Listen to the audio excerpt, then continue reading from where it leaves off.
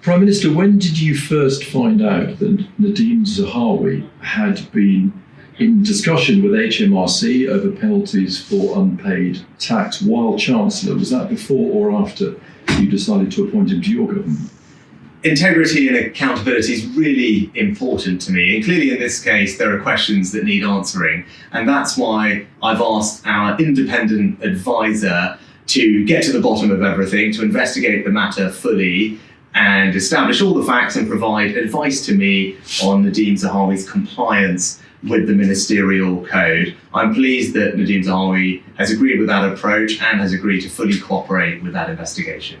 You can decide whether Mr. Zahawi stays or goes. Why don't you ask him to stand down? Well, I think it's important that we do these things professionally.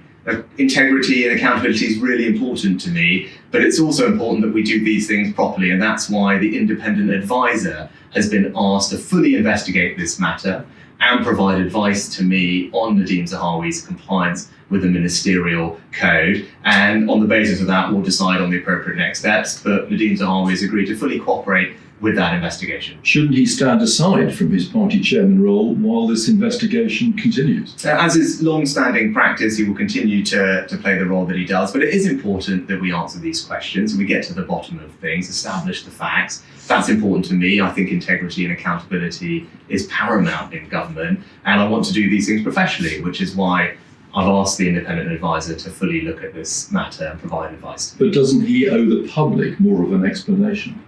Well, these things are dealt with by an independent advisor who will fully investigate this matter and provide advice to me as Prime Minister on Nadhim Zahawi's compliance with the ministerial code. That's the right approach, it's the professional approach, and that's how we'll restore integrity and accountability into government overall, is by making sure that when situations like this arise, we deal with them promptly, we deal with them professionally, and that's what we're doing in this case. Will you order some sort of probe into the appointment of Richard Sharp as BBC chairman and his relationship to the former Prime Minister? Well, this appointment was obviously made by one of my predecessors before I became Prime Minister.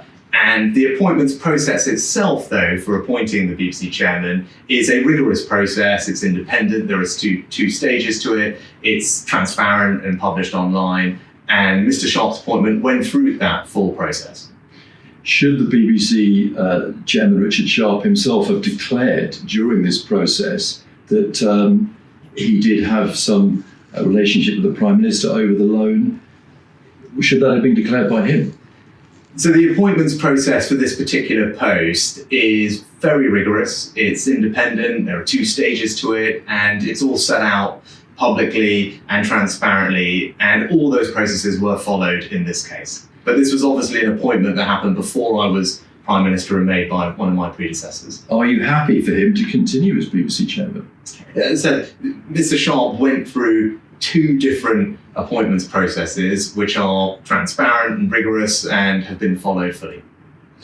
Will you apologise to the public for not wearing a seatbelt last Thursday? Yes, I regret not wearing a seatbelt. It was a mistake, and that's why I apologise straight away. How can the public be reassured that you as Prime Minister respect the laws of the land which everyone has to follow? Of course I do, and in this instance I made a mistake which I regret deeply, and that's why I apologise straight away.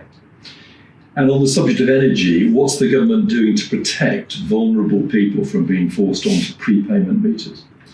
Well, obviously, grappling with energy bills is one of the biggest challenges that many families up and down the country are facing, and that's why the government has put in place a significant amount of support to help people with their energy bills over this winter. It's worth about £900 in total through the energy price guarantee. And on top of that, there's significantly more support to the most vulnerable families in our society to help them get through what, of course, I know to be difficult times. And with prepayment meters in particular, we want to make sure that the support we're putting in place reaches all those people, and that there is regulation in place that ensures that energy companies treat those people compassionately as they deserve to be treated. Going back to the subject of Mr. Zahawi, does his position really tally with your promise to lead a government of integrity? Integrity and accountability is really important to me, and clearly in this case there are questions to answer, but I want to make sure that we investigate them professionally and properly. And that's why I've asked the independent advisor to conduct a full investigation to establish the facts and then provide advice to me on Mr. Zahawi's compliance with the ministerial code. I'm pleased that Mr. Zahawi has agreed with that approach and has agreed to cooperate fully with the investigation. Why was it that it only really emerged in the last few days when you previously defended him? Well, when I was, this relates, obviously, the questions that are being asked relate to a time before I was Prime Minister and about appointments that I didn't make. When I was Prime Minister, the advice that I received was that there was no reason why Nadhim Zahawi could not be appointed to government. And just one on mental health for the pool. What is it that you've learned today? It's really important that those people who are struggling with mental health challenges get the treatment they need as quickly as possible and as effectively and compassionately as possible. Today's announcement of £150 million will ensure that that is the case. We will provide more mental health ambulances, more crisis centres that are based in communities, more mental health professionals engaged with 111. All of that will give people the care that they need, and crucially, will also relieve some of the pressure that we see in A&E departments, where lots of people with mental health conditions are in A&E departments and they don't need to be there. It's better for them, their families, and indeed our emergency departments if they're treated in alternative settings. Today's announcement will mean that we can deliver on that and make an enormous difference to many people up and down the country.